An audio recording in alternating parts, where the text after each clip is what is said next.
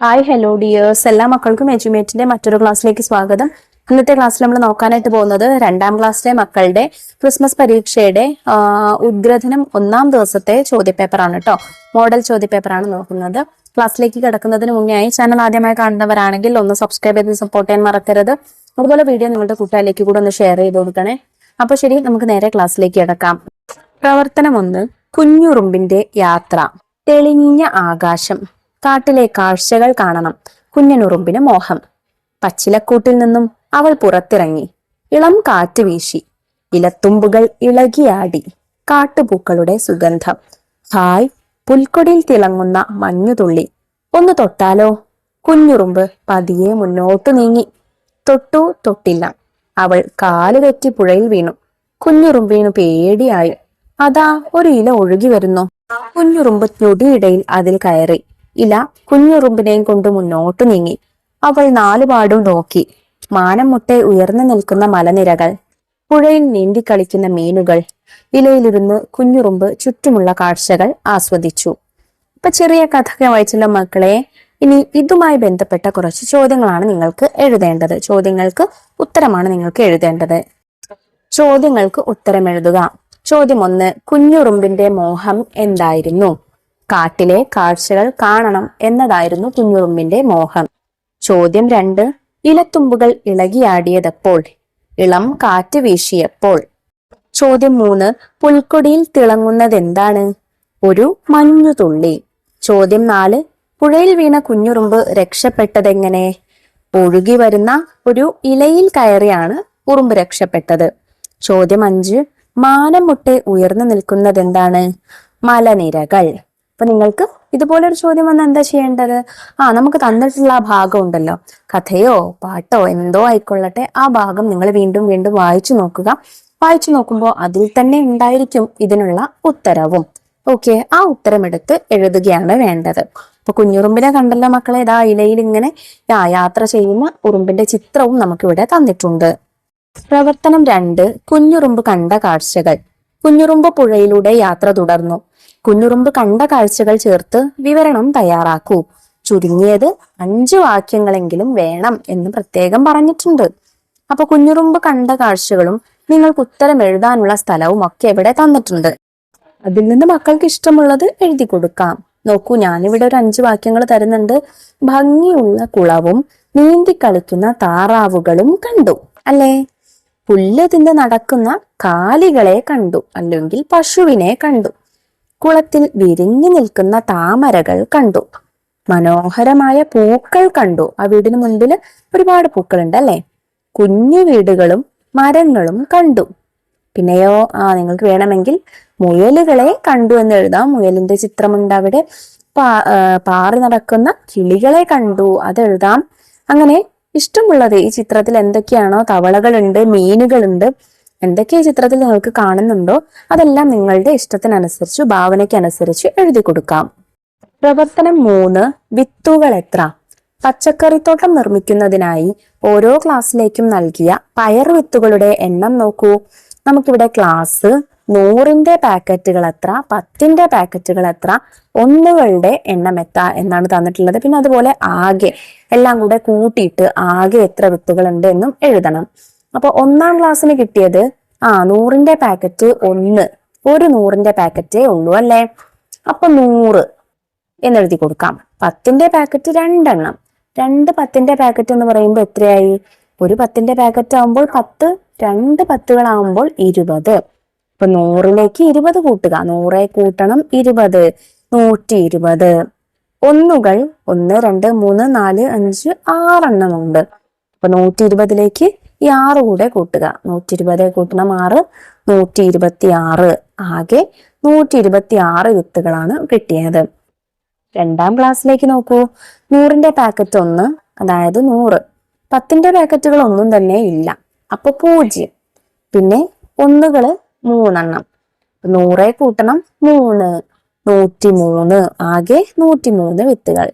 3ാം ക്ലാസ്സിലേക്ക് കിട്ടിയതോ 100ന്റെ പാക്കറ്റ് 1, അതായത് 100. പിന്നെയോ 10ന്റെ പാക്കറ്റുകൾ എണ്ണി നോക്കൂ. 1, 2, 3, 4, 5, 6, 7, 8, 9 10ന്റെ പാക്കറ്റുകൾ. 9 10കൾ എന്ന് പറഞ്ഞാൽ 90. 100 കൂട്ടണം 90, 190. ഒന്നുകളോ 1 2 3 4 5 ഒന്നുകളും. അപ്പോ 190 കൂട്ടണം 5, 195. ആകെ 195.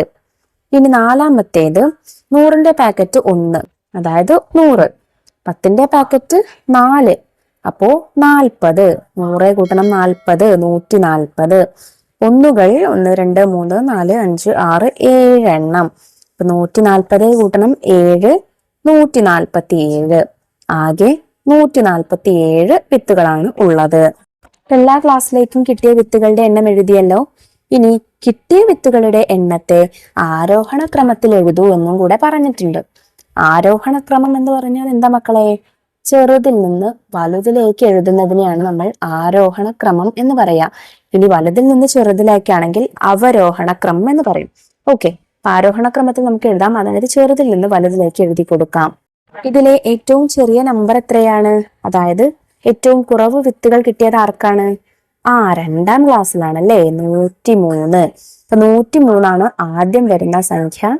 പിന്നെ 126, പിന്നെ 147, 195.